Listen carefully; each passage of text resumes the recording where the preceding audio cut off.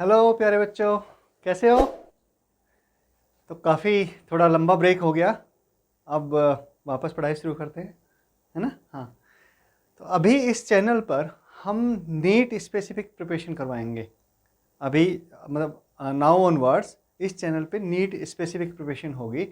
जो बच्चे जेई और जेई एडवांस के लिए प्रिपेयर कर रहे हैं उनके लिए हम अलग से चैनल बना रहे हैं। तो मैं चाहूँगा कि आप दूसरा वाला जो चैनल है उस पर आप जाइए और वहाँ पे आपको जेई और जेई एडवांस के लिए स्पेसिफिक कंटेंट मिलेगा। ठीक है बेटा? तो चलो शुरू करते हैं। हमने लास्ट जो लेक्चर हमने शुरू कर रखा था, जो चैप्टर, वो है centre of mass rotational motion में ना। हाँ, तो सेंटर ऑफ मास में हमने बेसिक इंट्रोडक्शन पूरा कर लिया था।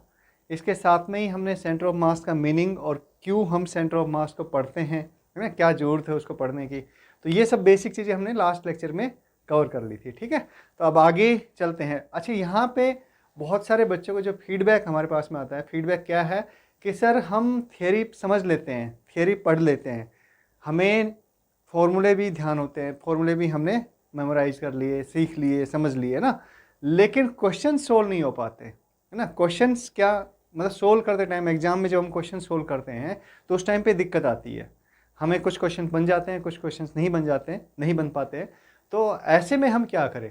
तो बेटा इसके लिए सिर्फ एक ही चीज़ है कि आप क्वेश्चन को पहले एक मेथड है ना। मेथड किस तरह का है कि आप क्वेश्चन को ठीक से समझो और उसके बाद में उसको सोल्व करो और प्रैक्टिस करो। क्या कह रहा हूँ मैं? प्रैक्टिस करो। देखो, तो इसके लिए सिंपल एक स्ट्रक्चर है। क्या है स्ट्रक्चर? सबसे पहले हमें कॉन्सेप्चुअल अंडरस्टैंडिंग होनी चाहिए उस टॉपिक की। मतलब हम कोई भी टॉपिक पढ़ रहे हैं तो हमें उसका कॉन्सेप्ट बिल्कुल क्लियर होना चाहिए। मतलब ऐसा नहीं कि हमने मेमोराइज कर लिया, रट लिया। रटने से काम नहीं चलने वाला। क्या करना है? उसको समझना है। जब आपने समझ लिया किसी टॉपिक को तो उसके बाद में फिर आप उसको आराम से उसके क्वेश्चंस अटेम्प्ट कर सकते हो। तो पहली जो बात आती है वो है कि आप कॉन्सेप्चुअल अंडरस्टैंडिंग आपके पास में होनी चाहिए। जब कॉन्सेप्चुअल अंडरस्टैंडिंग आपके पास में डेवलप हो गई तो उसके बाद में हम करेंगे प्रॉब्लम्स का एनालिसिस। मतलब जो हमें प्रॉब्लम दी गई है ना, कोई भी एक प्रॉब्लम दी गई है, प्रॉब्लम का एनालिसिस से क्या मतलब है मेरा? देखो, कोई भी प्रॉब्लम आपके पास में आती है, प्रॉब्लम का मतलब क्वेश्चन जो आता है एग्जाम में, आपका एमसीक्यू टाइप क्वेश्चन है ना, उसके लिए हम क्या करेंगे? सबसे पहला जो पार्ट होता है किसी भी क्वेश्चन को सोल्व करने का वो है कि हम क्वेश्चन को ठीक से अंडरस्टैंड कर ले। जब तक हम क्वेश्चन को ठीक से समझते नहीं है तब तक क्वेश्चन हमसे सोल्व नहीं हो पाएगा। हमें हवा ही नहीं लगेगी कि कॉन्सेप्ट क्या लगाना है, क्वेश्चन जो है वो किस टॉपिक पर बेस्ड है, या एक से ज़्यादा कॉन्सेप्ट लगने हो इसमें ना, एक से ज़्यादा टॉपिक को मिक्स करके क्वेश्चन बनाया हुआ है, या सिंपल एक ही टॉपिक पर है। तो क्वेश्चन को समझना, अगर आपने क्वेश्चन को ठीक से समझ लिया है तो क्या होगा? आपने आधे से ज़्यादा क्वेश्चन को सोल्व कर लिया है बेटा। तो सबसे पहली बात है कि आपको सबसे पहले क्वेश्चन समझना है, आराम से पढ़ के उसकी लैंग्वेज पे ध्यान देना है ना। हाँ, कई बार क्या होता है कि हम आधा अधूरा सब क्वेश्चन पढ़ लेते हैं, ध्यान से नहीं पढ़ते हैं, हम सीधा सॉल्यूशन पे चले जाते हैं ना। ऐसा नहीं करना है। कई बार क्वेश्चंस में बहुत बारीक बात दी होती है जिसको हम ध्यान से पढ़ते हैं तो ही हमें समझ में आती है, अदरवाइज वो सिली मिस्टेक्स होने के पूरे चांसेस बन जाते हैं। ठीक है, तो अब हम ये जो प्रैक्टिस करने वाले हैं, अब हम आगे इस क्लास को कंटिन्यू करेंगे तो इसमें ये चीज़ देखेंगे कि क्वेश्चन को समझना कैसे है, क्वेश्चन में किस तरह की जो मिस्टेक्स हैं वो हम कर सकते हैं, किस तरह की एरर्स हो सकती है हमारे पास में, और उसके पॉसिबल क्वेश्चंस कितने बन सकते हैं, मतलब उसके वेरिएशन क्या आ सकते हैं, किस तरह के टाइप, मतलब किस टाइप्स के क्वेश्चन और बन सकते हैं उसी कॉन्सेप्ट पे बेस्ड।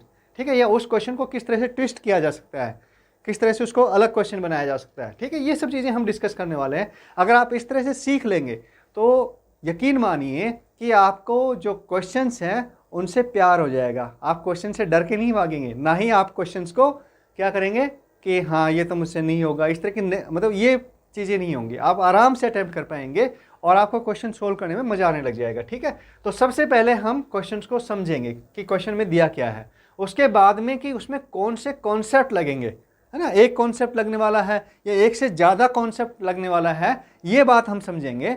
और उसके बाद में फिर इसके जो थर्ड स्टेप आती है वो है कि भैया इसमें हम ये भी एनालिसिस करेंगे क्वेश्चन में कि पॉसिबल एरर क्या क्या हो सकती है, किस तरह की एरर पॉसिबल है इस क्वेश्चन में, या इसी तरह के जो सिमिलर क्वेश्चन है वहाँ पे हम किस तरह के सिली मिस्टेक्स कर सकते हैं, या फिर मतलब कौन से हैं उसकी वैल्यू पुट करने में या उसका साइन जो नोटेशन है वो पुट करने में, या उसकी यूनिट जो है, यूनिट को हमने कन्वर्ट नहीं किया, ये सारी जो सिली मिस्टेक्स होती हैं, जो एरर्स हम पॉसिबली एरर जो कर सकते हैं क्वेश्चन को सोल्व करते टाइम, ये सब हम डिस्कस करने वाले हैं, ठीक है।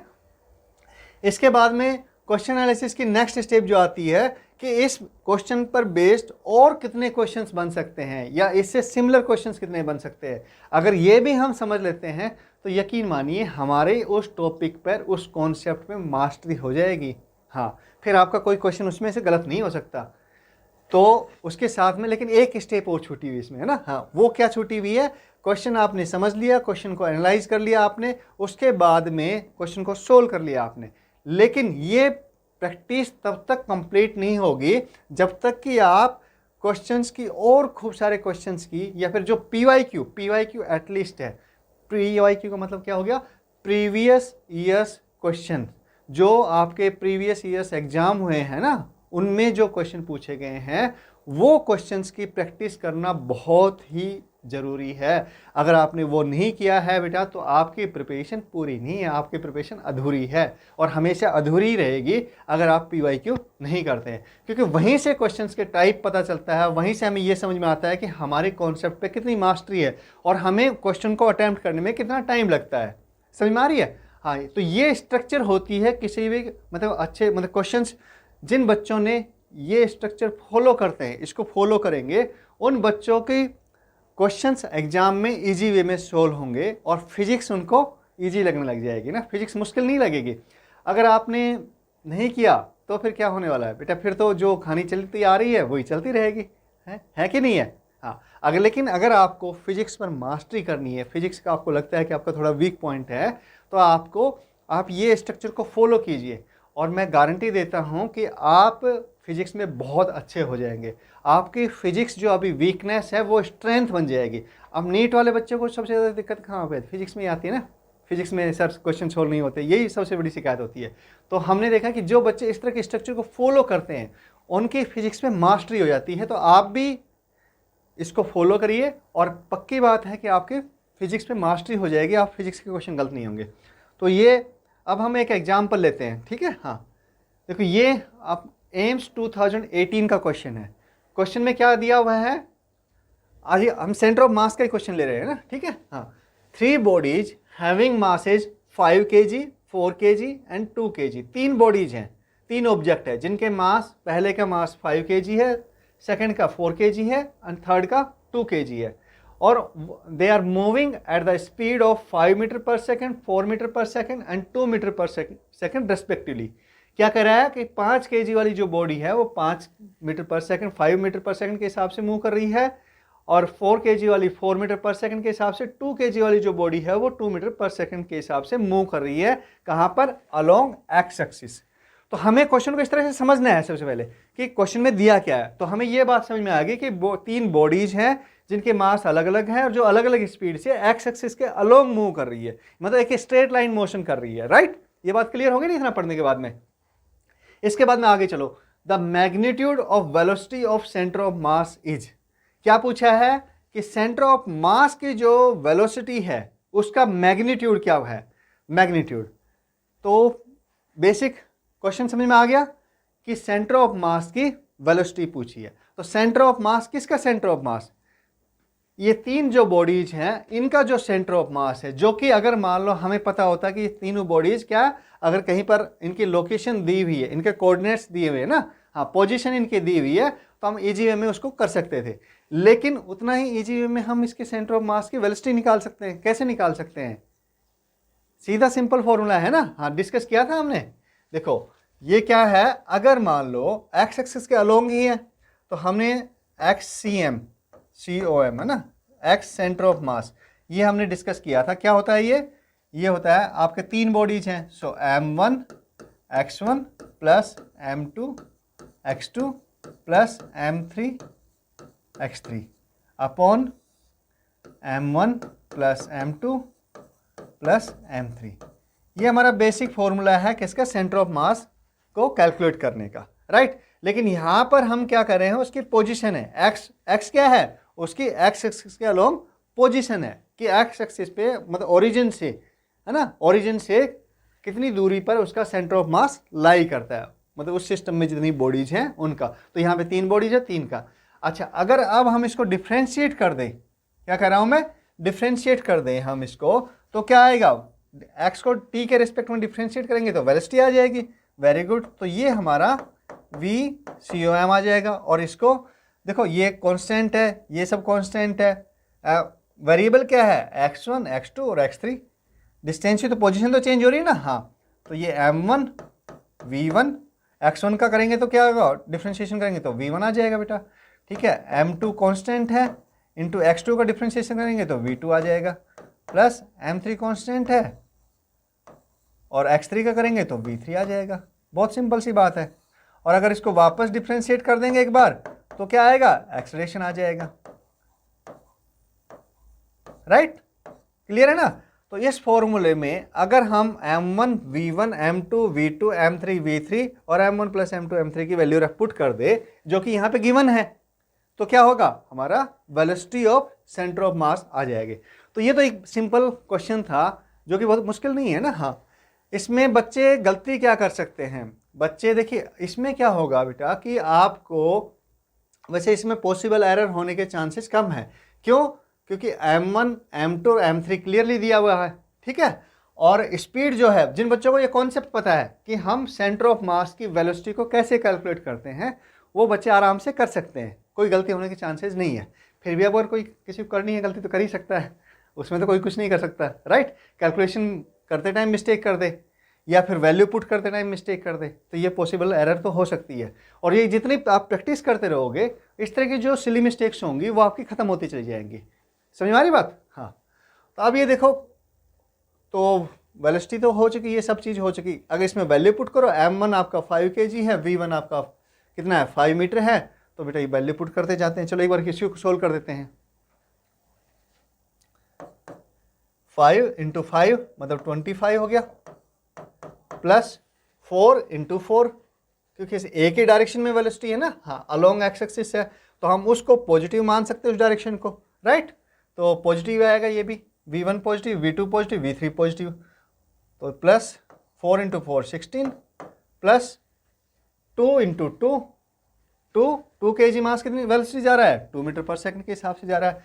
सो 2 × 2 4 हो गया, अपॉन m1 5 + 4 + 2 कितना हो गया, 5 + 4 9 + 2 11। सो ये 11 हो गया। सो ये इसकी वेलोसिटी आ गई बेटा, ये आपका हो गया 45/11 एंड दैट इज मीटर पर सेकंड। ये क्या है, ये आपके सेंटर ऑफ मास की वेलोसिटी आ गई। बिल्कुल सिंपल क्वेश्चन है, कोई वो नहीं है, कोई मुश्किल नहीं है ना। हाँ, जिसको कॉन्सेप्ट पता है कि सेंटर ऑफ मास की वेलोसिटी कैसे नहीं कैलकुलेट करते हैं, वो इजी वे में कर देगा, इसमें कोई दिक्कत नहीं है। अब देखो, इसी तरह के जो क्वेश्चंस हैं, अब इसमें एरर होने के चांस तो हमने डिस्कस कर लिया कि भाई कोई खास वो एरर होने के चांस नहीं है इसमें, लेकिन इसमें कैसे ट्विस्ट डाल सकते हैं, इसको कैसे मतलब वैरायटी ऑफ क्वेश्चन इसमें क्या बन सकते हैं। तो ये कर लिया, इसको मैं इरेज कर देता हूँ, राइट।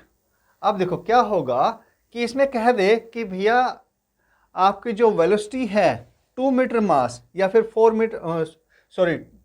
2 kg मास या 4 kg मास या 5 kg मास, वो अलोंग एक्स एक्सिस जा रहे हैं पॉजिटिव, या फिर हो सकता है किसी एक को माइनस में कर दे, है ना। 1D की प्रॉब्लम बना सकता है इसको, किसकी, 1D की प्रॉब्लम हो सकती है, राइट। 1D की प्रॉब्लम क्या होगी, जैसे स्ट्रेट लाइन मोशन हो गई, एक ही लाइन पर है, एक ही डायरेक्शन में मूव कर रहे हैं, राइट, तीनों बात। तो ये 1D की प्रॉब्लम है, सिंपल है। लेकिन 1D में भी 2 वेरिएशन आ सकते हैं।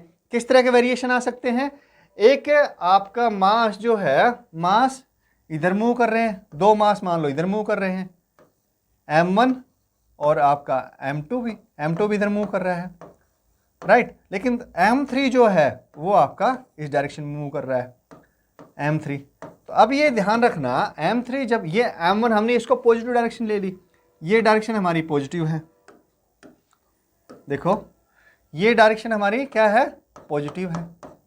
और अगर ये हमारा ओरिजिन मान लेते हैं तो ये डायरेक्शन हमारी नेगेटिव है। तो यहाँ पर v3 जो है, v3 जो आएगा वो नेगेटिव हो जाएगा, है ना। जैसे डायरेक्शन चेंज होगी, इसको ये पॉजिटिव होगा, ये पॉजिटिव होगा, मतलब V2 जो होगा ऐसे कह सकते हो V1 पॉजिटिव है आपका, V1 पॉजिटिव है, राइट। V2 भी पॉजिटिव है आपका, पॉजिटिव। समझ आ रही बात? हाँ, लेकिन V3 इसमें एक वेरिएशन तो ये हो सकता है कि V3 आपका नेगेटिव हो जाए, या फिर V1 नेगेटिव हो जाए, या फिर V1 और V2 नेगेटिव हो जाए, मतलब कुछ भी वेरिएशन हो सकता है। ये 1D की प्रॉब्लम हो सकती है। इसमें 1D में और क्या कर सकता है, इसमें वेलोसिटी की जगह आपको एक्सेलरेशन दे दे। क्या कर दे? वेलोसिटी की जगह पे एक्सेलरेशन कर सकता है ना, ये वेरिएशन आ सकता है। तो एक्सेलरेशन भी अगर आप इसमें आएगा तो फॉर्मूला तो वही रहेगा बेटा, m1 v1 है ना, उसकी जगह पे क्या आ जाएगा, m1 a1 plus m2 a2। तो अगर एक्सेलरेशन का केस बनता है तो देखो ACOM है ना, सेंटर ऑफ मास का एक्सेलरेशन पूछ लेता है, तो क्या होगा m1 a1 plus m2 a2 plus m3 a3 upon m1 plus m2। ध्यान है ना, अभी बताया था कि अगर हम उसको डबल डिफ्रेंशिएट कर देंगे, किसको, हमारी जो इक्वेशन बन रही है m1 x1 plus m2 x2 plus m3 x3, उसको डबल डिफ्रेंशिएट करेंगे क्या होगा, एक्सेलरेशन आ जाएगा। सिंपल सी बात है, आ जाएगा कि नहीं आ जाएगा? हाँ, वेरी गुड।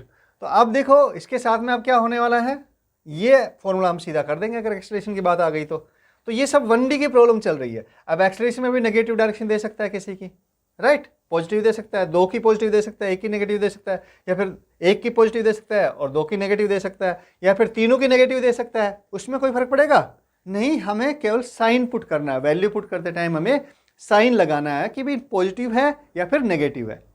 तो एक्सेलरेशन और वेलोसिटी आपको पता है क्या है, आपकी वेक्टर क्वांटिटी है, तो फिर क्या हो सकती है, पॉजिटिव भी हो सकती है, नेगेटिव भी हो सकती है, कोई दिक्कत नहीं है ना। हाँ, और पॉसिबल क्वेश्चन क्या बन सकते हैं, ये तो 1D की प्रॉब्लम बन गई, 1D में हमने इसको डिस्कस कर लिया, ठीक है। हाँ, x1 इसके पोजीशन भी पूछ सकता है वो कि भाई सेंटर ऑफ मास वेलोसिटी की जगह पे क्या दे देगा, पोजीशन दे दे उसकी, x1 इतना है, x2 इतना है, x3 इतना है, इस तरह से दे सकता है। या फिर 2 मास कर ले, 2 मास की प्रॉब्लम हो जाएगी तो तीसरा मास यहाँ से 0 कर देंगे, गायब हो जाएगा। या फिर अगर मान लो 4 मास कर दे, 4 ऑब्जेक्ट है, 4 बॉडीज है ना, वो मूव कर रही हैं, वो हो सकता है। इसके अलावा अगर अब हम जाए इसमें किसमें, 1D में हम देख लिया, 1D देख लिया ना हमने। अब हम ये हो सकता है इसमें कि भैया 2D की प्रॉब्लम बना दे इसको, किसमें, 2D की प्रॉब्लम बना दे, क्योंकि अलोंग एक्स एक्सिस है, देखो यहाँ पे क्या है, अलोंग एक्स एक्सिस। तो अलोंग एक्स एक्सिस का मतलब क्या हो गया कि 1D की प्रॉब्लम है यहाँ पर। अब इसको अगर 2D की प्रॉब्लम बना दे तो 2D की प्रॉब्लम बनाने में क्या होगा कि जो अलोंग एक्स एक्सिस होने के बजाय वेलोसिटी किसी की वाई एक्सिस में भी हो सकती है, जेड एक्सिस में भी, मतलब या तो एक्स वाई हो सकता है या फिर वाई जेड हो सकता है। 2D की बात करें ना, 3D भी हो सकती है, 3D की बात हम बाद में कर लेंगे।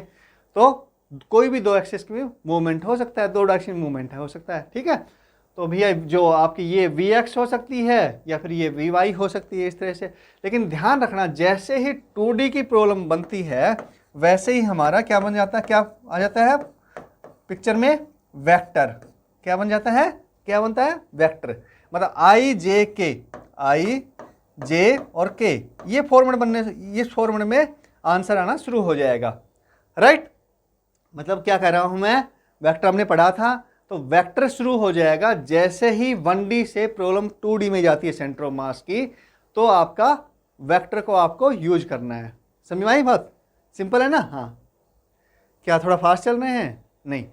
देखो बेटा, एक चीज़ ये कर रहा हूं मैं कि आपको अगर क्वेश्चंस बनाने आ गए कि भैया इस पे और कौन कौन से क्वेश्चंस बन सकते हैं, पॉसिबिलिटी क्या क्या बनती है क्वेश्चंस की, तो यकीन मानिए आपको फिजिक्स समझने में बहुत आसानी होगी और फिजिक्स आपको अच्छे से समझ में आने लग जाएगी। और थोड़े दिन बाद में आपको लगेगा कॉन्फिडेंस का लेवल आपका ये रहेगा कि भाई फिजिक्स में तो मैं चैम्पियन हूँ, मास्टर हूँ।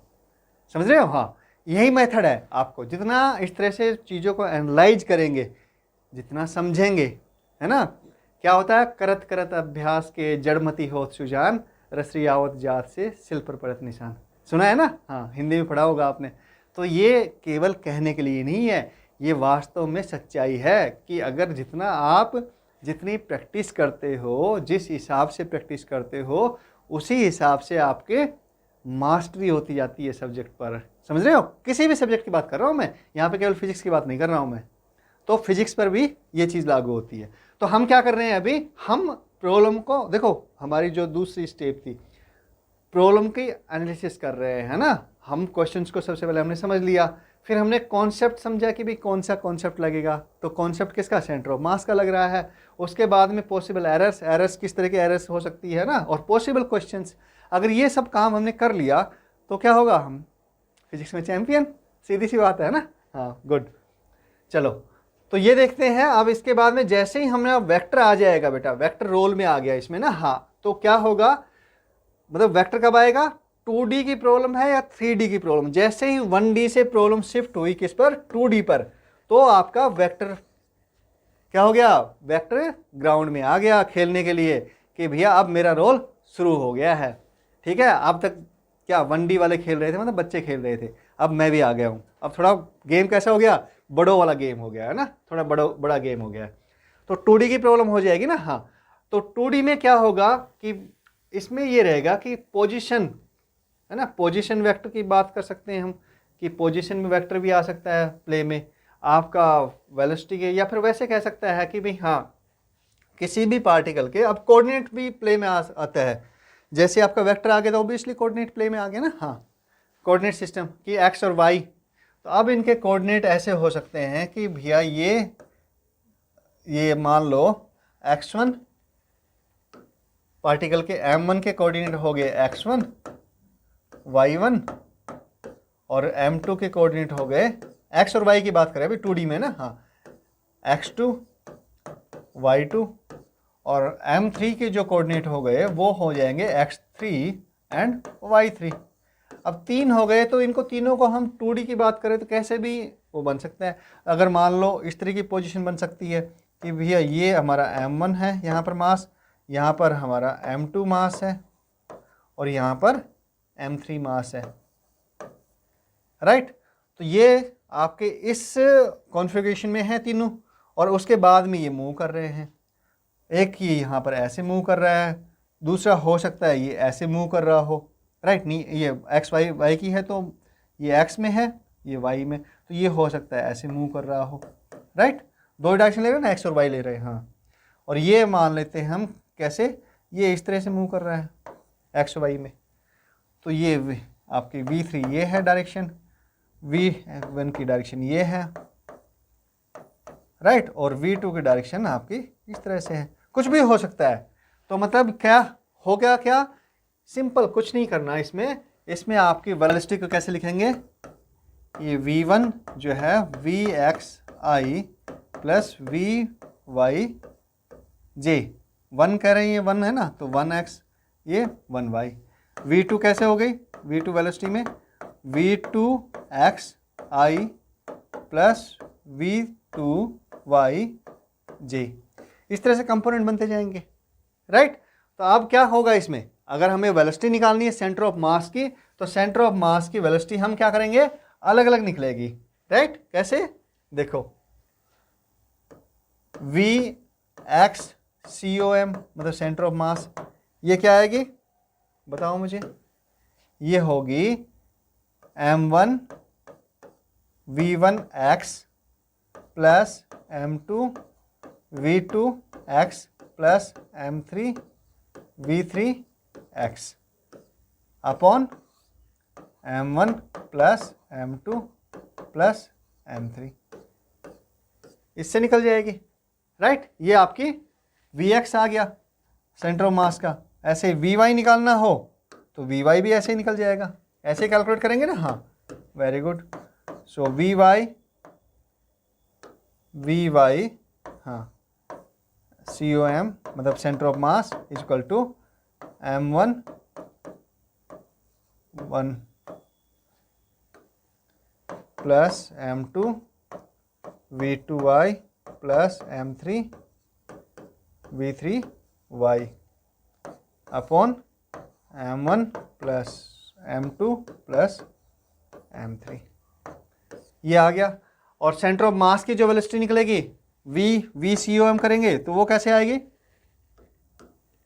vcom आएगी बेटा vxi plus V Y J, है ना, V X C O M, है ना, हाँ, एक्स कंपोनेंट और इसका वाई कंपोनेंट, ये हो जाएगा। ये हमारी वेलोसिटी आ जाएगी किसकी, सेंटर ऑफ मास की आ जाएगी। अगर 2 मास है, 3 मास है तो मतलब ओके ठीक है, थर्ड को हमने यहाँ पे नहीं लिया ना, हाँ, प्लस आपके जो भी कुछ है, 3 मास है ना, 3 के ही हम 3 के लिए फॉर्मूला लिखा हमने, 4 मास है तो 4 के लिए हो जाएगा, 2 है तो 2 के लिए हो जाएगा, राइट।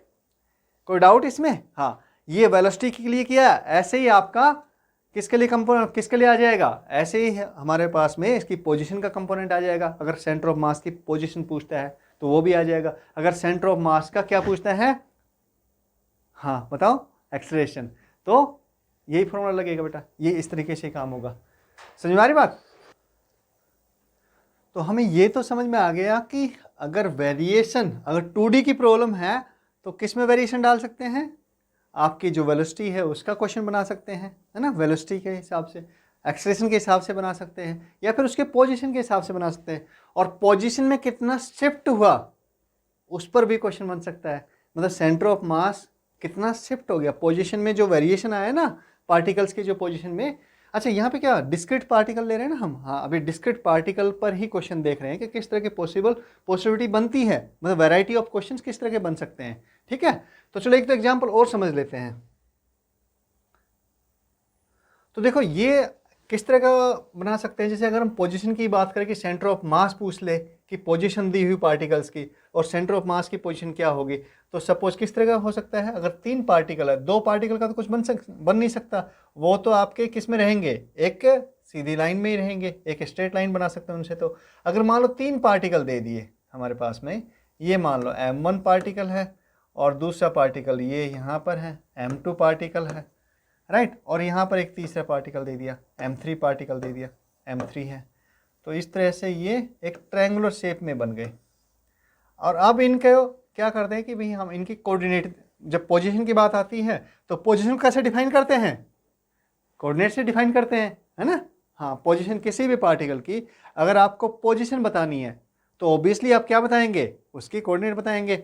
जैसे आप गूगल मैप में करते हो कि नहीं करते हो, कैसे बनती है पोजीशन, कैसे बनाता है गूगल मैप, कैसे बताता है आपकी पोजीशन को कि आप कहाँ पर लोकेशन, आपकी एग्जैक्ट लोकेशन क्या है, रियल टाइम लोकेशन क्या है, बहुत सारे चलता है ना। हाँ हाँ भाई फ़ोन करिए, हाँ मैं यहाँ पर वेट कर रहा हूँ, ठीक है अपनी लोकेशन भेज दे, करते हो ये सब चीज़ें, हाँ बिल्कुल। तो वो आपके लॉन्गिट्यूड और लैटिट्यूड की बात करता है। And basically longitude and latitude are nothing but आपके कोऑर्डिनेट्स हैं, उस पोजीशन के, उस लोकेशन के कोऑर्डिनेट्स हैं, राइट। तो हम अगर बात करते हैं कि मास की, उनको लोकेट करने की बात करते हैं, तो हम क्या करेंगे, इनके कोऑर्डिनेट होंगे, ठीक है। हाँ, तो लेट अस अज्यूम कि इसके जो कोऑर्डिनेट हैं वो क्या है, x1 एंड y1, ये इसके कोऑर्डिनेट हैं। आपके m2 के कोऑर्डिनेट हैं वो x2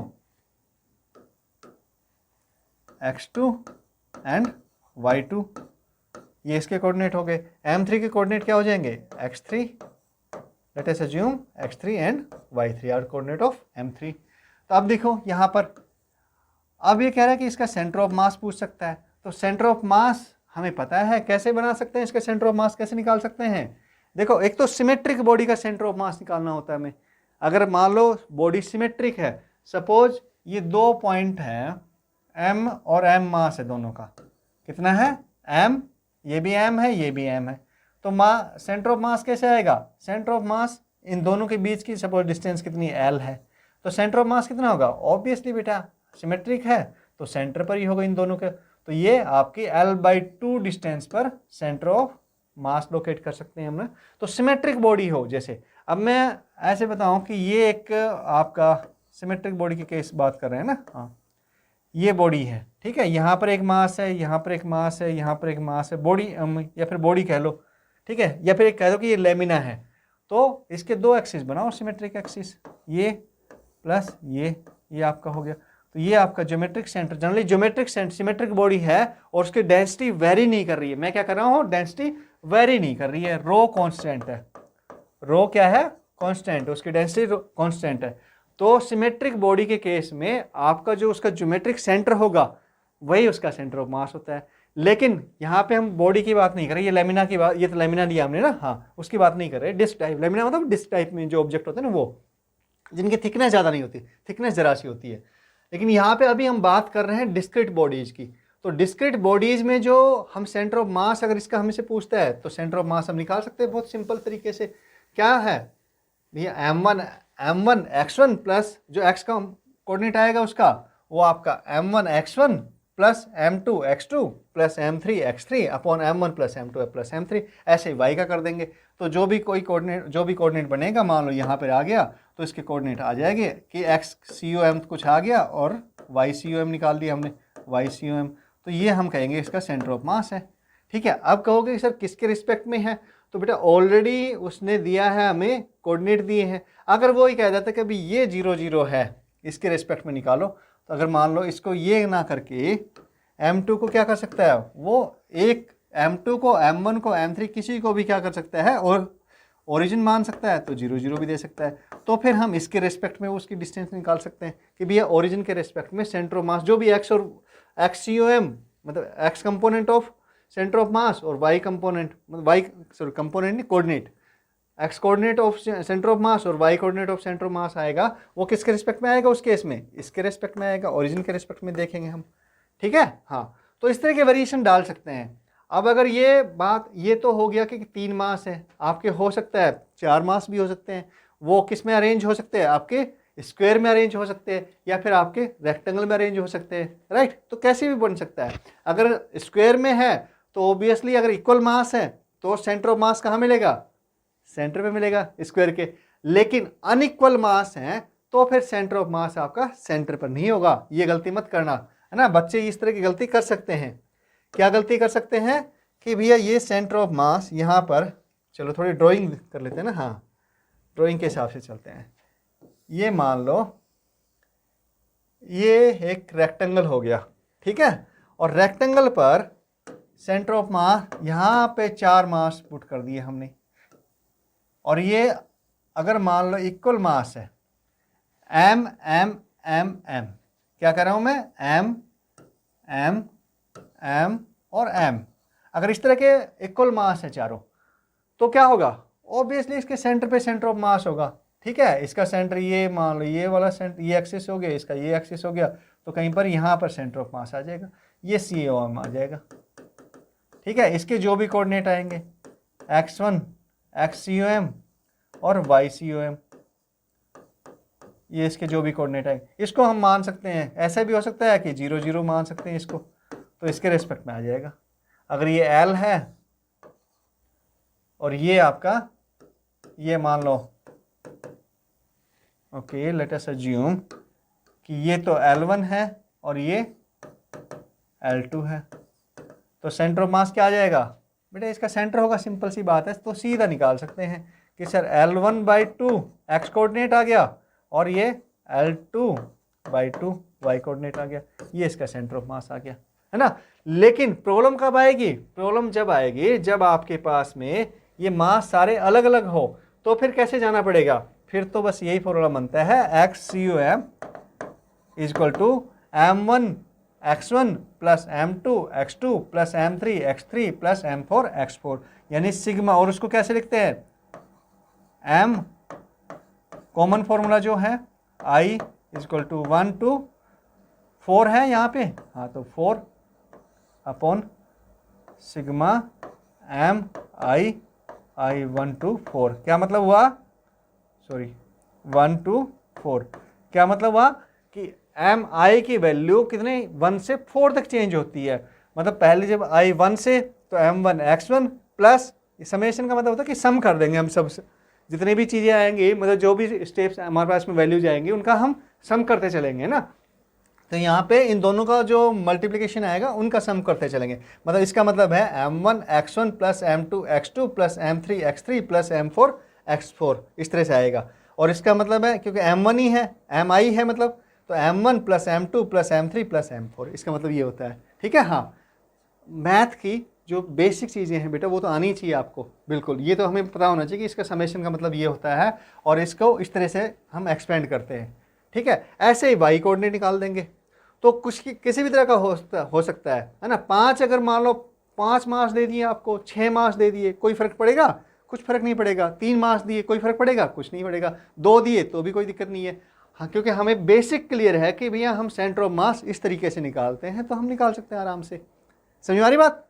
हाँ, कोई भी वेरिएशन डाल दे, अगर आपका कॉन्सेप्ट क्लियर है इस तरीके से कि मेथड ये है हमारा सेंटर ऑफ मास को कैलकुलेट करने का, तो हम आराम से निकाल सकते हैं। अगर वेलोसिटी दी हो इन सब मास की, है ना, तो वेलोसिटी दी हो तो ये एक्स किससे रिप्लेस हो जाएगा? एक्स को सिंपल वी से रिप्लेस कर देंगे। किससे रिप्लेस कर देंगे? वेलोसिटी से रिप्लेस कर देंगे। और ये फिर सेंटर ऑफ ये किससे हो जाएगा? ये आपका वी सी ओ एम से हो जाएगा। और अगर मान लो क्या दिया हो, एक्सेलरेशन दिया हो उन सब मास का, क्या कर रहा हूं मैं, एक्सेलरेशन दिया हो, तो हम एक्सेलरेशन से वी को एक्स आई को आपका एक्सेलरेशन से रिप्लेस कर देंगे।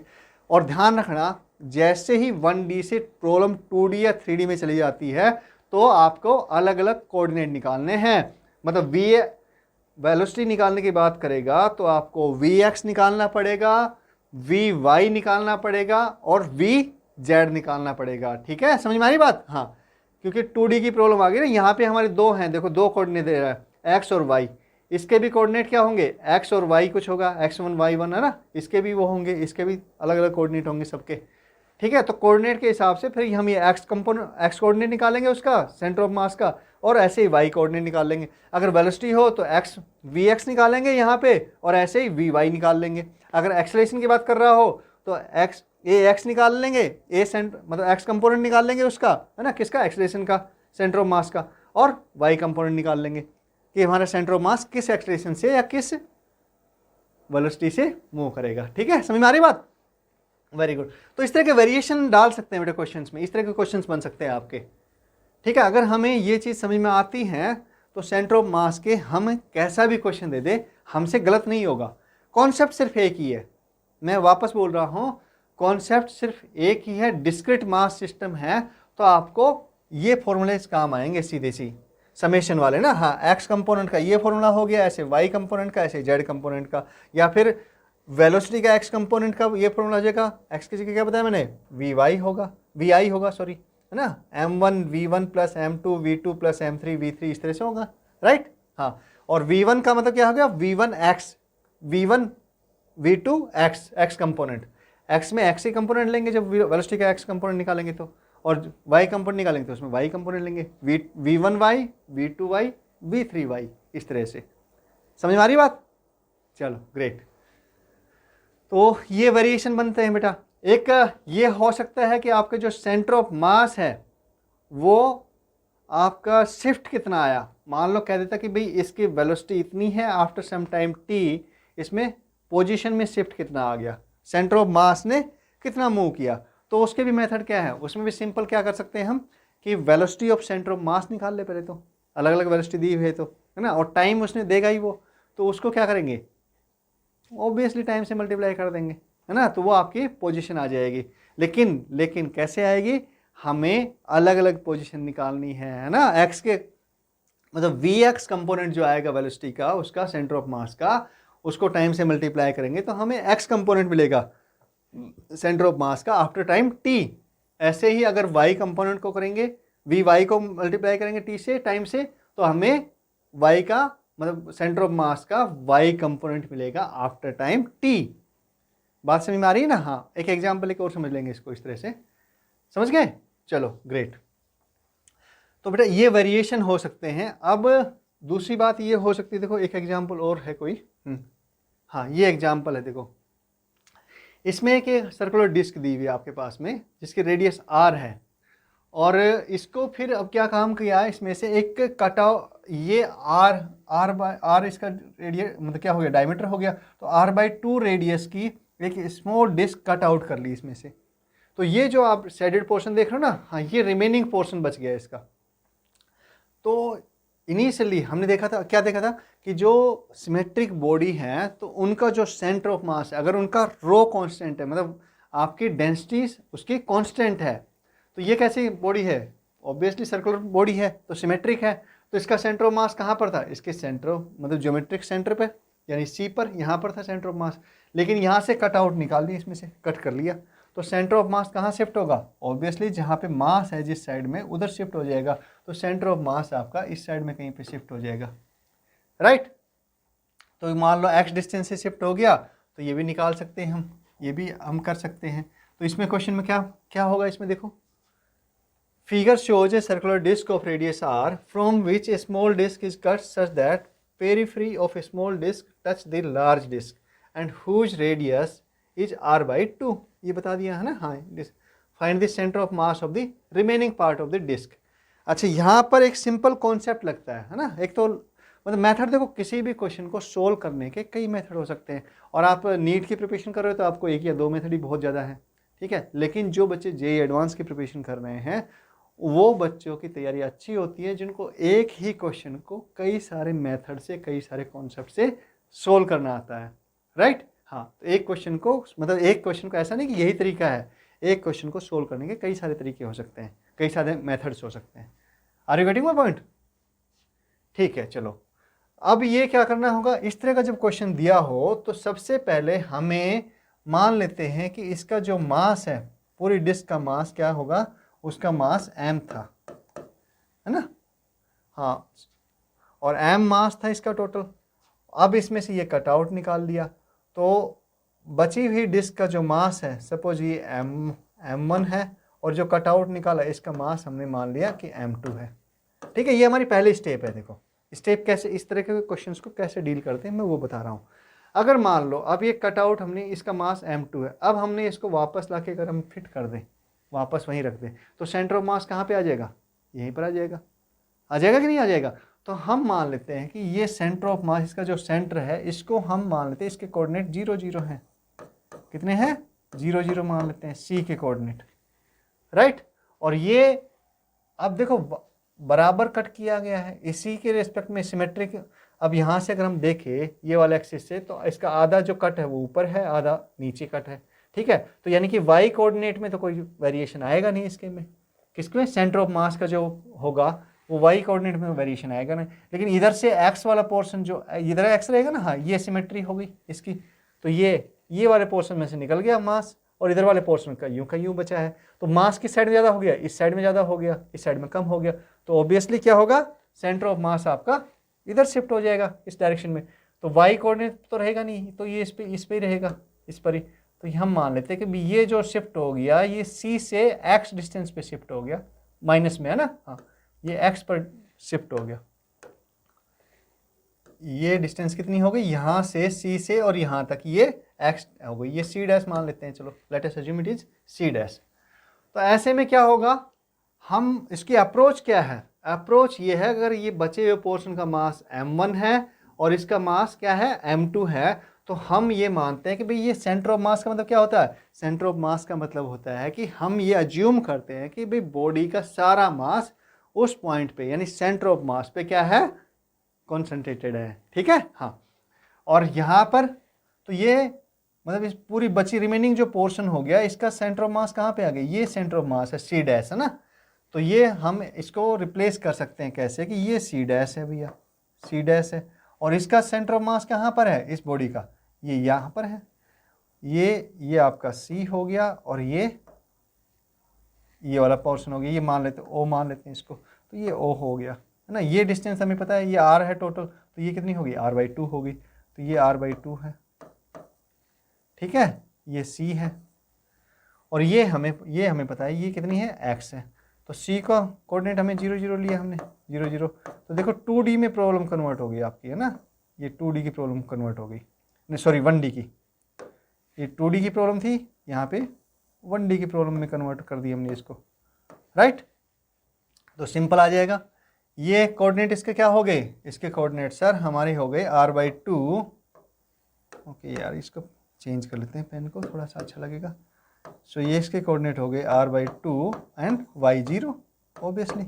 इसके कोऑर्डिनेट क्या हो गए, -x एंड 0 सी डैश के, और ये क्या है, इसके तो 0 0 है ही सेंटर ऑफ मास के। तो अब हम अज्यूम कर लेते हैं कि भाई हमने कट आउट नहीं किया, कट आउट करने के बाद में ये कट आउट तो हो गया, लेकिन इसके बाद में हमने इस डिस्क को उठा के वापस यहीं पे डाल दिया, तो हमारा सेंटर ऑफ मास कहाँ पे आ गया, वापस सी पर आ गया, ठीक है। लेकिन ये हमारा इसका सेंटर रिमेनिंग, इसका ये मास ये है, यहाँ पर जो रिमेनिंग मास है वो यहाँ पर आ गया, और ये आपका ये मास यहाँ पर आ गया। तो क्या करेंगे, सेंटर ऑफ मास निकाल लेंगे। सेंटर ऑफ मास की एक्स वाई की तो जरूरत ही नहीं है, क्योंकि सब 0 0 है, ठीक है, तीनों में 0 0 है ना, तो x का ही है, x का सेंटर ऑफ मास यहाँ पे क्या है 0 है बेटा, c पर आ गया ना वापस। और ये m1 क्या आता है formula, m1 x1 plus m2 x2, तो ये हमने क्या लिया, ये m1 है तो माइनस m1 और ये माइनस x है, तो m1 minus x minus mx plus इतना ये m2 है, m2 into r/2 upon m1 plus m2, ये आएगा ना। हाँ, और ये किसका है, क्योंकि ये 0 है x कोऑर्डिनेट सेंटर ऑफ मास का, समझ में आ रही बात। हाँ, क्योंकि हम मान रहे हैं कि वापस ये दो बॉडीज हैं, अलग अलग बॉडीज हैं जिनका सेंटर ऑफ मास कहाँ पे है, सेंटर पे है, दोनों को अगर रख देते हैं तो ठीक है, समझ में आ गई बात।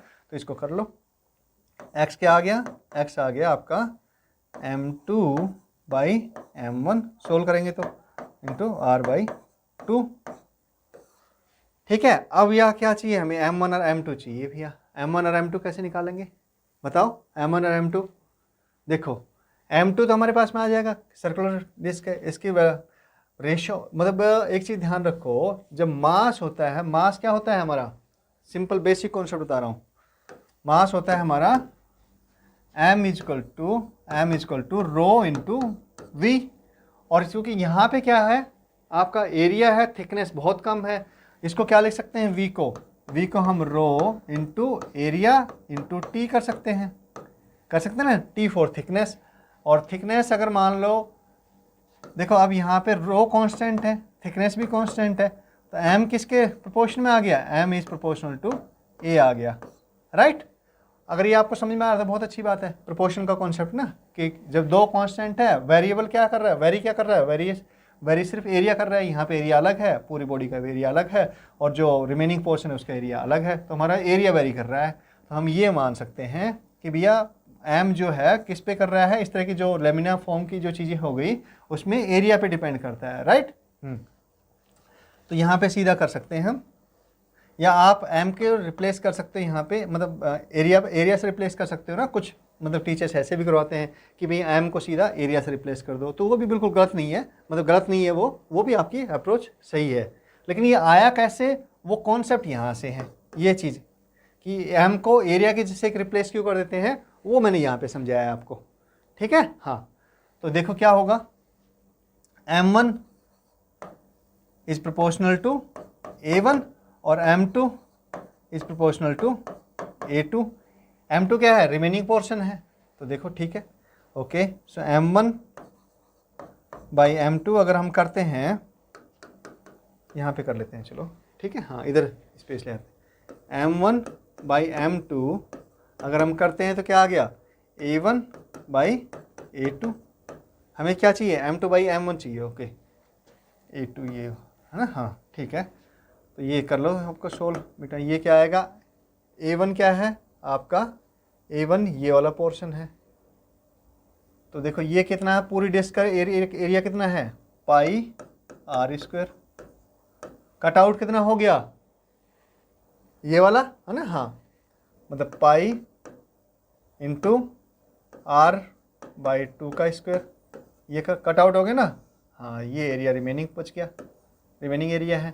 a2 कितना है, इस स्मॉल वाले डिस्क का, यानी पाई इंटू r/2 का स्क्वायर, तो देखो पाई से पाई कैंसिल हो गया, ये r² माइनस r²/4, यानी कि 3r3/4, r² बचा ऊपर और नीचे r²/4, दैट मीन्स क्या आया, ये आपका ये आ गया 3/4, 4 ऊपर आएगा, r² से r² कैंसिल हो जाएगा, 4 से 4 कैंसिल होगा तो 3 बच गया ना, हाँ। सो यानी m1/m2 इजकल टू 3 और m2/m1 इक्वल रख दिया, हाँ, m2/m1 इजकल टू 1/3। तो यहाँ पे क्या रख देंगे, वैल्यू क्या आई है m2/m1 की, 1/3, सो 1/3 into r/2, so it is r/6। तो x की वैल्यू हमारे पास में आ गई, x इजकल टू r/6, ये वैल्यू आ गई।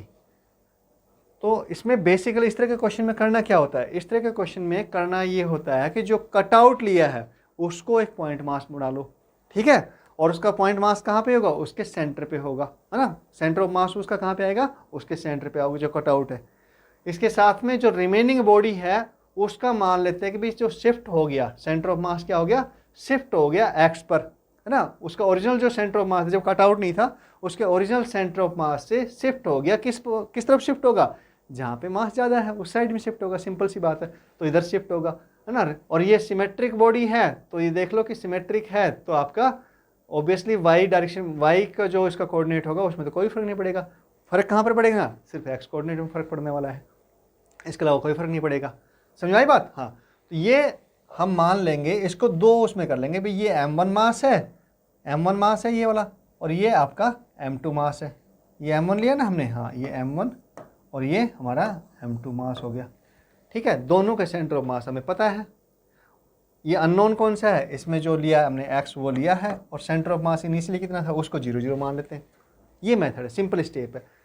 मास निकाल लेंगे दोनों का, मास का रेशियो निकलेगा, यही इक्वेशन बनेगी हमेशा। कौन सी, ये वाली, x equal to m2/m1 into उसका कोऑर्डिनेट, वो यहाँ पे कितना है r/2 है, तो वो दूसरे मास का कोऑर्डिनेट, ठीक है। हाँ, तो ये बनेगी, सिंपल इक्वेशन बनती है।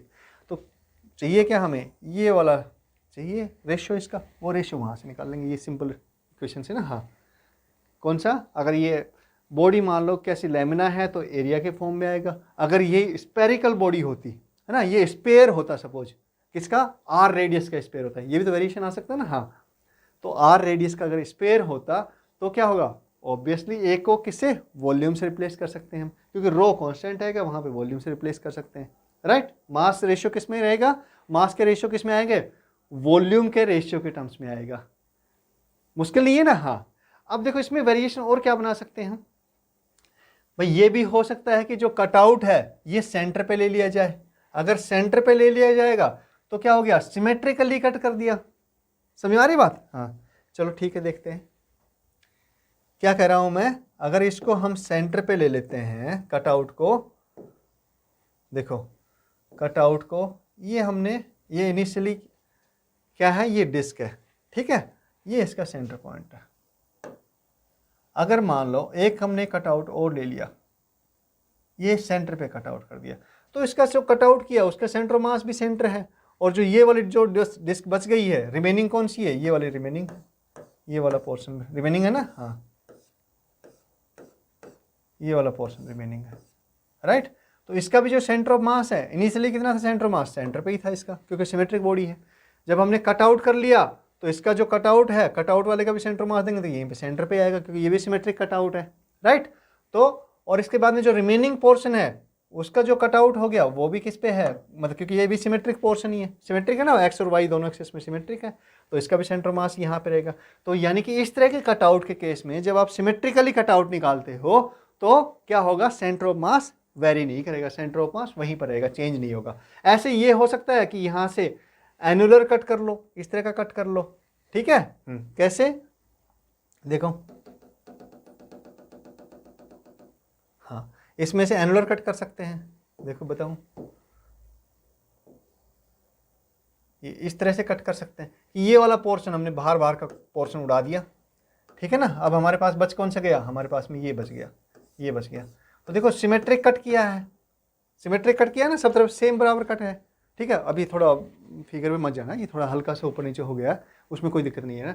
आइडिया क्या है, आइडिया ये है कि सिमेट्रिक कट है तो भी सेंटर ऑफ मास, क्योंकि इसका भी सेंटर ऑफ मास देखेंगे तो हम यहाँ पर रहेगा सेंटर, ज्योमेट्रिक सेंटर पर रहेगा, सिमेट्रिक बॉडी है, इसका भी इतने पर रहेगा, जो कट आउट किया है उसका भी यहीं पर है, तो बची हुई का कितना है, बची हुई का भी सेंटर पे ही है। समझ में आई बात। हाँ, तो मतलब सिमेट्रिक कट है तो सेंटर ऑफ मास वेरी नहीं करता है, लेकिन अगर एसिमेट्रिक कट है तो फिर सेंटर ऑफ मास वेरी करता है। देखो कहाँ पर, यहाँ पर एसिमेट्रिक कट था ना, सिमेट्रिक नहीं था, इधर से इधर किया है। और किस तरह के मतलब वेरिएशन आ सकते हैं। अब यहाँ पर इसकी जगह पे हमने ये डिस्क ली है, इसकी जगह पर क्या हो सकता है, स्पेयर हो सकता है। अगर स्पेयर में भी कट सिमेट्रिक है तो फिर आपका चेंज नहीं होगा, लेकिन सिमेट्रिक नहीं है तो फिर चेंज हो जाएगा। और स्पेयर में एरिया की जगह क्या आएगा, मास, मास का रेशियो निकालते टाइम क्या आएगा, ऑब्वियसली वॉल्यूम आएगा, ठीक है। समझ में आई ना बात। हाँ, इसके अलावा अगर मान लो सिमेट्रिक में ये भी हो सकता है, क्वेश्चन किस तरह के बन सकते हैं बेटा, वो पॉसिबिलिटी पे बात कर रहे हैं हम, है ना। हाँ, तो ये इसका सेंटर है, तो ये हो सकता है यहाँ पर एक कट मार दे और एक कट यहाँ पे कर दे। तो दोनों अगर सिमेट्रिक लिए हैं, यहाँ से ये डिस्टेंस बराबर है, ये दोनों इक्वल है, ठीक है, और इनका साइज भी इक्वल लिया है, तो ऑब्वियसली सेंटर ऑफ मास क्या शिफ्ट नहीं होगा। समझ में आई बात, सेंटर ऑफ मास वहीं पर रहेगा, सेंटर पर ही रहेगा। और क्या हो सकता है वेरिएशन बताओ, क्या पॉसिबिलिटी बनती है इसके अलावा। हाँ, इसके अलावा ये हो सकता है कि यहाँ से कट कर दे और इस पोर्शन को हटा दे, इसको हटा दे, ठीक है ना। तो सेंटर ऑफ मास जो सेंटर पे था, ऑब्वियसली अब सेंटर मास किस साइड में ज़्यादा बच गया, इस साइड में ज़्यादा बच गया सेंटर के, तो सेंटर ऑफ मास शिफ्ट हो जाएगा यहाँ पर सॉरी, सेंटर मास कहाँ, नीचे की तरफ शिफ्ट हो जाएगा सेंटर ऑफ मास। क्यों, क्योंकि ऊपर की तरफ मास कम है, नीचे की तरफ ज़्यादा मास है। लेकिन अगर हम इस एक्सिस के रिस्पेक्ट में देखते हैं तो एक्स में मतलब वाई एक्सिस के रिस्पेक्ट में देखते हैं तो सिमेट्रिक है, इतने पोर्शन इधर है, इतने पोर्शन इधर है, तो वाई में तो कोई चेंज आएगा, इस एक्सिस में तो कोई चेंज आएगा नहीं, सॉरी, क्योंकि इतना पोर्शन इधर है, इतना पोर्शन इधर है, तो एक्स में तो कोई चेंज आएगा ही नहीं। तो किस में आएगा चेंज, यहाँ से अगर हम देखते हैं तो ऊपर पोर्शन कम है, नीचे पोर्शन ज़्यादा है, तो नीचे की तरफ सेंटर ऑफ मास शिफ्ट हो जाएगा, राइट। और अगर बराबर का इसमें ही कर दिया, इतना ही बराबर का इधर से भी कट कर दिया, तो सेंटर ऑफ मास वापस वहीं पर रह जाएगा, सेंटर पर ही रह जाएगा, अगर ये बराबर कट है दोनों पोर्शन तो। समझ में आ रहा है, इस तरह के वेरिएशन बन सकते हैं। अच्छा, और क्या वेरिएशन हो सकता है, और वेरिएशन ये आ सकता है कि इस पे क्वेश्चन कैसे बना सकता है कि ये इसकी शेप चेंज कर दे। कौन सी, हमने यहाँ पे कैसा कट लिया था, देखो डिस्क का इस तरह का कट लिया था, ये हो सकता है कि जो कट बना दे वो कुछ इस तरह का कट बना दे, है ना, कैसे, स्क्वायर शेप का कट बना दे, इस तरह का कट बना दे। तो क्या हुआ, ऑब्वियसली मास m1 और m2 का रेशियो आएगा जो, वो वेरी करेगा, एरिया वेरी कर जाएगा। वहाँ पे सीधा एरिया हो गया था, यहाँ पे आपका एरिया में वेरिएशन आ गया। ये मान लेते हैं हम कि भाई ये तो इस केस में ये क्या हो गया, सेंटर से यहाँ तक टच कर रही है, तो ये तो आर हो गया। तो मतलब इसका जो क्या कहेंगे, ये वाली जो साइड है, मतलब साइड नहीं इसकी, ये क्या बन गया, स्क्वायर बन गया ना, हाँ स्क्वायर बन गया, तो साइड इससे ये आर है, तो इस साइड आपकी ए हो जाएगी, तो एरिया निकाल सकते हैं हम आराम से, ठीक है। तो एरिया का जो रेशियो होगा वही इनके मास का रेशियो होगा। एरिया का मतलब ये वाला एरिया, टोटल एरिया माइनस ये एरिया, तो ये तो रिमेनिंग पोर्शन का मास आ जाएगा, है ना, उसका मतलब उसका एरिया आ जाएगा। और ये वाला एरिया तो हम कैलकुलेट कर ही रहे हैं, जब दोनों का रेशियो लेंगे तो इनका मास का रेशियो आ जाएगा। तो इस तरह के वेरिएशन डाल सकते हैं। तो और भी वेरिएशन हो सकते हैं इस तरह के पॉसिबल। तो आपको इन सब पे वर्कआउट करना है। जब आप इस तरह से वर्कआउट करना शुरू करते हैं तो आप सब्जेक्ट को समझते हैं कि हो क्या रहा है, ये चेंज करेंगे तो ये चेंज होगा, इस तरह से इसको वेरी करते हैं तो हमें ये मतलब इसमें वेरिएशन मिलता है। जब आप इस तरह से पढ़ना शुरू कर देते हैं तो आपकी सब्जेक्ट में मास्टरी होती चली जाती है बेटा, ठीक है। यही टेक्निक है, और प्रैक्टिस करते रहना, प्रैक्टिस करनी है, प्रीवियस ईयर्स के क्वेश्चंस की प्रैक्टिस करनी है, इसके साथ में किसी भी अच्छी बुक से भी आपको क्वेश्चंस की प्रैक्टिस करनी है। चलो, wish you all the best, आपका मतलब प्रिपरेशन अच्छी होगी, और करते रहिए, प्रैक्टिस करते रहिए, और इस तरह से बड़े अलग अलग क्वेश्चन बनाने की कोशिश करते रहिए, ठीक है। अगर ऐसे फिजिक्स सीखनी है, आपको मास्टरी करनी है, तो हमारे साथ बने रहिए, और चैनल को सब्सक्राइब करके रखना, दोस्तों के साथ शेयर भी करना, ठीक है। शेयर करने में क्या लगता है, कुछ पैसे थोड़ी खर्च होने हैं, कर देना यार, सबके लिए अच्छा होगा, सबको सीखने का मौका मिलेगा, ठीक है, आपके दोस्तों को भी अच्छा लगेगा। चलो फिर मिलते हैं नेक्स्ट क्लास में, तब तक के लिए टाइम वेस्ट नहीं करना है, लगातार कंसिस्टेंटली पढ़ाई करनी है, समझ रहे हो। हाँ, टाइम वेस्ट नहीं करना है। टाइम वेस्ट करने का मतलब कि नेटफ्लिक्स नहीं देखना है, यूट्यूब पे बाकी और चीज़ें, एंटरटेनमेंट वाली चीज़ें नहीं देखनी, देखने भी है तो थोड़ी देर के लिए, 5-7 मिनट के लिए, ज़्यादा टाइम वेस्ट नहीं करना है। ऐसा नहीं कि 3-3 घंटे देख रहे हो, 2-2 घंटे देख रहे हो, 1-1 घंटे देख रहे हो, ठीक है। इस तरह से टाइम वेस्ट नहीं करना है, ठीक है। चलिए, पढ़ते रहिए, फिर कीप प्रैक्टिसिंग। मिलते हैं फिर नेक्स्ट क्लास में, तब तक के लिए